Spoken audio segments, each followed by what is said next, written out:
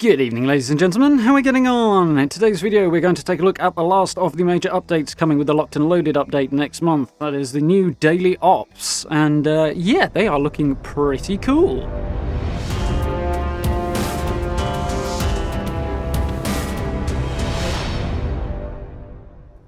So, before we get started, usual spoiler warning and disclaimer, this is PTS footage, it is unreleased, so things might change between now and the actual patch launch next month.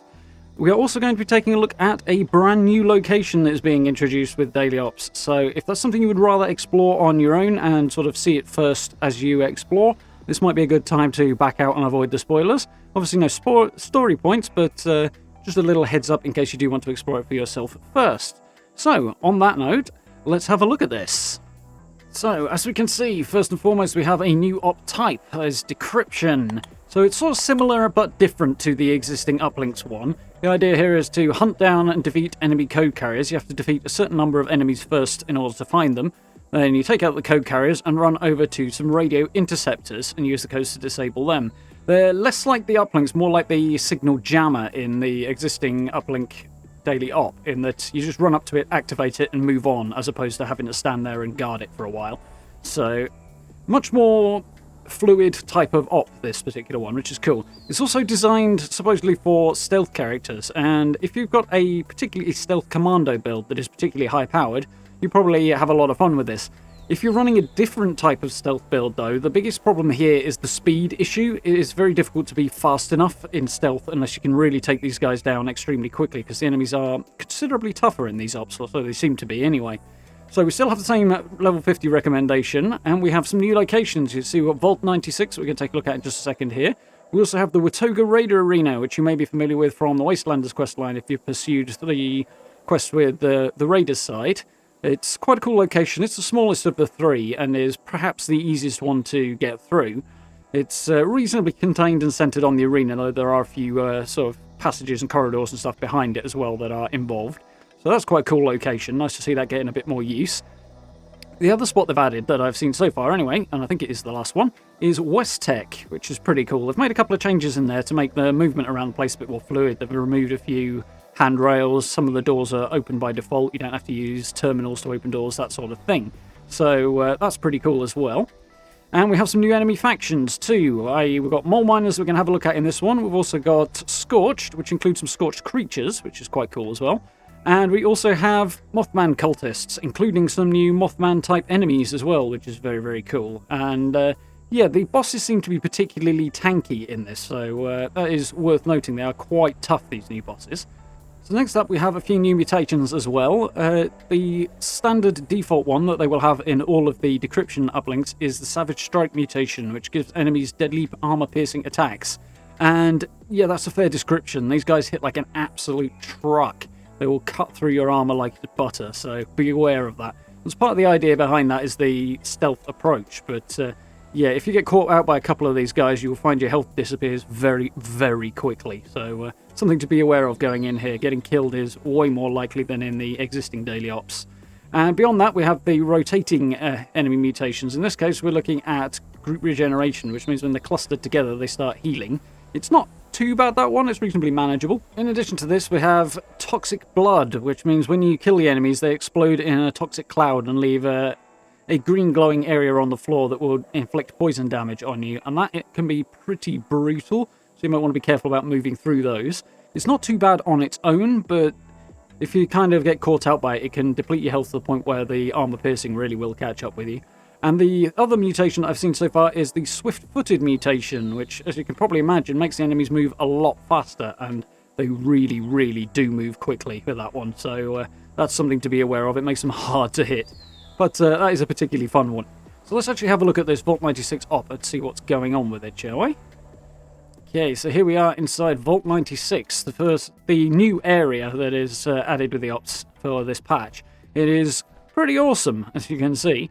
This first opening area you can move around in without the timer starting is pretty sizable, so that's cool. You've got plenty of space to gear up and take any chems or anything else you might want to do. See, it's pretty good size.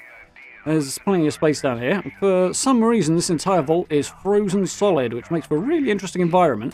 But it does mean when you're moving around the place, and this place is big, that it can be quite hard to figure out where you are. It's going to take a little while to get used to sort of the layout of the place, because areas look quite similar.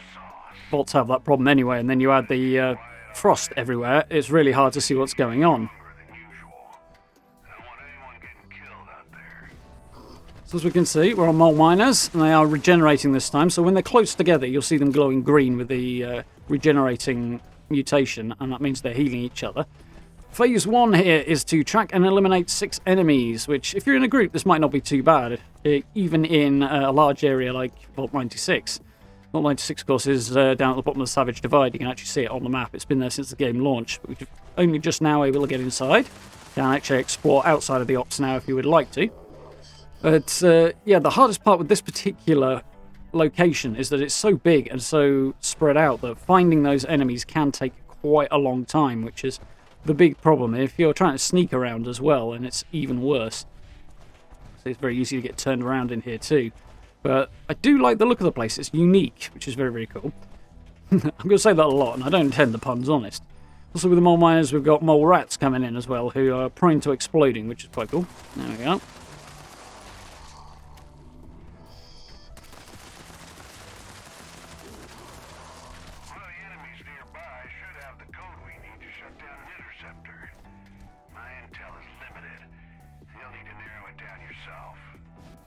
So there we go, we have the first code carriers appearing, and they will appear on your compass, as you can see down the bottom there.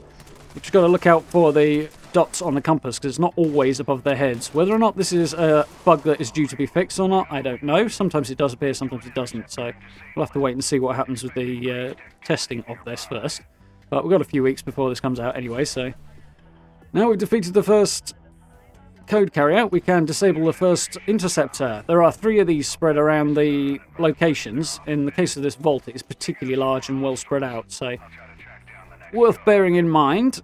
You usually find that the last code carrier, who is the boss, will actually be quite close to one of the interceptors, so it's probably worth saving that particular interceptor when you know which one it is for last, because the op doesn't end when you kill the boss with this one. It ends when you disable the last interceptor.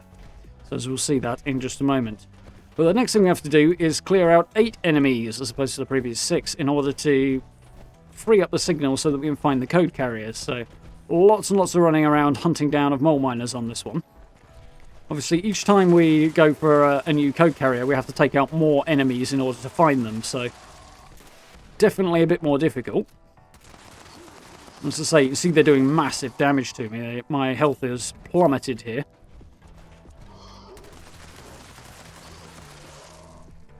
There we go, you can see that green glow on this guy. He's close enough to another mole miner. There we go, there's another one. To have the regeneration effect sort of kick in. But obviously not doing too much there. It's certainly not slowed down my killing of them any. But definitely more problematic if you're taking your time about it. So we need to take down the second code carrier now. I still haven't found this one yet. There's 3 of them each time, so you've got to find out which particular one of the 3 indicated actually have the code. So you might get them first time, or it might take you a little longer, which is the other struggle with doing this fast enough. There we go, here they are.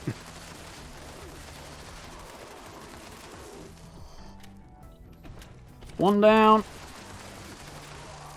Got this guy, there we go. Now we need to run off and find the next interceptor.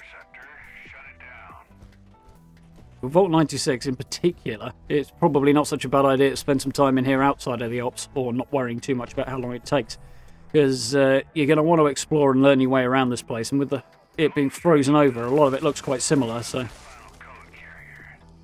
definitely want to know your way around this place.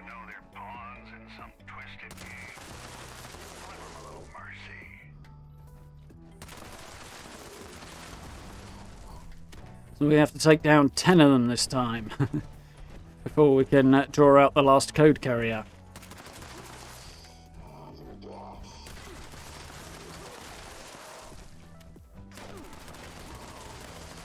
There we go, couple more. These guys are regenerating, as you can see, because of their glowing green health. This guy will stop now that I've killed his mate.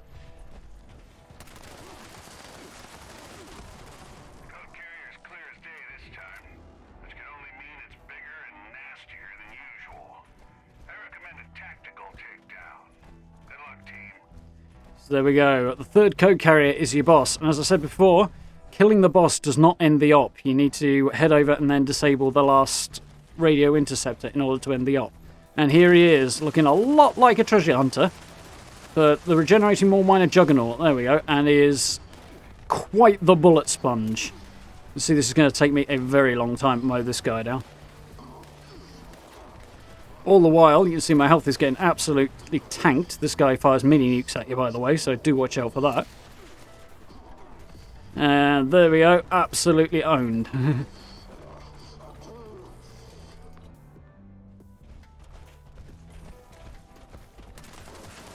Okay, back in the fight. If you keep an eye on my health bar, you should see just how quickly it goes down when I start getting hit.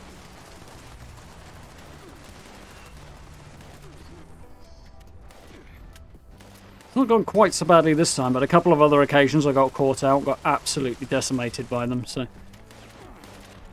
There we go, that guy is absolutely tanking my health down now.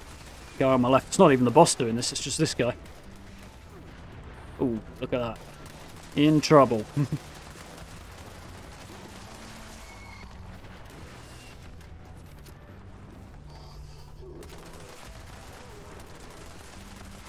There we go, we've got him now.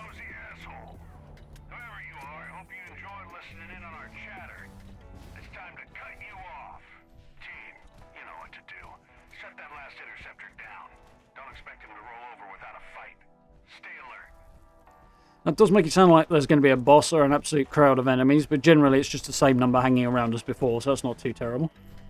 See if I get lucky this time, or if I get absolutely decimated. We did it, so that's the op over.